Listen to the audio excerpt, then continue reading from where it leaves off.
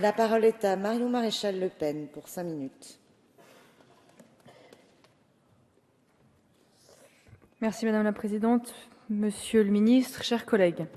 Ce texte est le bienvenu, alors que nous sommes confrontés à une menace inédite, celle d'un terrorisme en pleine mutation, avec l'apparition d'un cyber-djihad offensif et la multiplication d'ennemis intérieurs, des compatriotes hostiles de la civilisation qui les a vus grandir. 1089 Français impliqués dans le djihad, selon les derniers chiffres officiels, vraisemblablement plusieurs milliers selon différents spécialistes, dont des anciens de la DCRI. Ces chiffres font de la France le premier foyer de recrutement djihadiste. L'incohérence de la politique étrangère de droite comme de gauche ces dernières années, la faiblesse de nos gouvernants à imposer les valeurs républicaines et françaises sur notre territoire, font de la France la complice, malgré elle, de la création et de l'extension du califat mondial impulsé par l'État islamique. Monsieur Fabius n'a-t-il pas déclaré il y a quelques mois « Bachar el-Assad ne mérite pas d'être sur terre ». Son message a visiblement été entendu par les sujets du Daesh. Il n'est pas évident pour un pays d'anticiper des événements auxquels il n'a plus été confronté depuis plusieurs décennies. La vague terroriste d'attentats majeurs datant de 95-96 pour la France. Si l'on ajoute à cela votre crainte pathologique de la stigmatisation, je comprends aujourd'hui pourquoi votre grille de lecture est dépassée. En effet, votre réponse politique est manifestement insuffisante et partielle, bien que quelques avancées soient à saluer. Je pense à l'interdiction de sortie du territoire, mesure minimale quand des personnalités comme Loïc Garnier, directeur de l'unité de coordination de lutte antiterroriste, nous expliquent qu'il ne s'agit pas de savoir s'il y aura une attaque terroriste, mais quand elle aura lieu. La gravité de la menace justifiait plutôt une suspension de l'espace Schengen, sans quoi la maîtrise de nos frontières demeure impossible. La création du délit d'entreprise individuelle terroriste est indispensable afin d'appréhender ces nouveaux loups solitaires comme la presse aime à les définir. Surtout qu'à l'heure actuelle, sur 118 djihadistes interpellés, à leur retour, seuls 53 ont été incarcérés.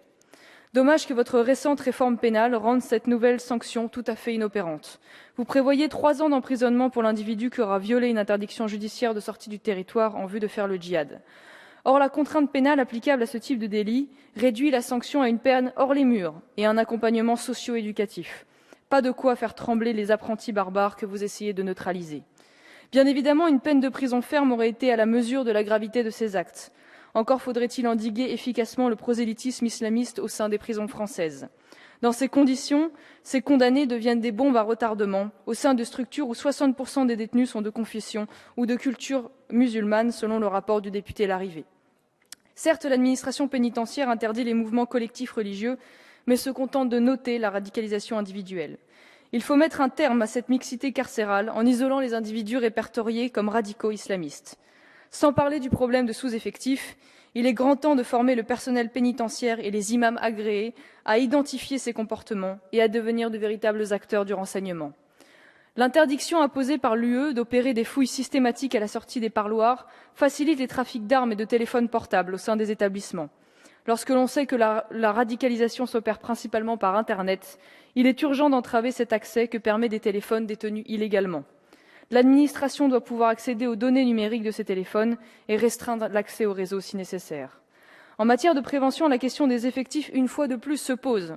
Une 60aine de personnes au département judiciaire de la DGSE, une 30aine à la direction antiterroriste, pas de quoi affronter un phénomène d'une telle ampleur.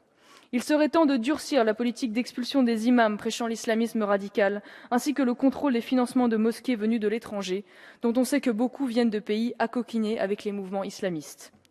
En aval, que fait-on de ces soldats formatés et formés au combat qui reviennent chez nous ? Il est grand temps d'envoyer un message de fermeté qui doit être entendu jusque dans nos banlieues. Il faut réformer les dispositions relatives à la déchéance de la nationalité française afin d'en assouplir l'application et de l'étendre comme l'ont fait les Britanniques avec leurs binationaux. Il n'y a pas de scrupules à avoir. Ces individus n'ont rien de français. Ils combattent nos valeurs et notre République. À ce titre, la remise en place de la double peine supprimée par Sarkozy serait justifiée, tout comme la privation des aides sociales. Il est impensable de bénéficier de la solidarité nationale lorsque l'on viole les fondamentaux de la République. Les étrangers susceptibles d'être condamnés à une peine d'interdiction de sortie du territoire pour des actes de terrorisme devraient être exclus immédiatement et non assignés à résidence comme l'indique l'article 2. Les Français n'ont pas à supporter les coûts de prise en charge de terroristes étrangers. Peut-être un jour finirez-vous par ouvrir les yeux sur le lien de cause à effet entre l'apparition de ces individus hybrides franco-terroristes et une politique migratoire incontrôlée qui conduit au communautarisme et à la désassimilation. Ajoutez à cela votre complicité face aux pressions politico-religieuses qui transforment les défenseurs de la laïcité en sectaires islamophobes. Si vous pouvez tuer un incroyant américain ou européen, en particulier les méchants et sales Français, alors comptez sur Allah et tuez-le de n'importe quelle manière. Tel est le message de l'international djihadiste le 22 septembre. L'ampleur du risque qui pèse sur nos concitoyens ne peut pas laisser de place à la candeur ou à la timidité. C'est pourquoi je m'abstiendrai sur ce texte que j'estime insuffisant.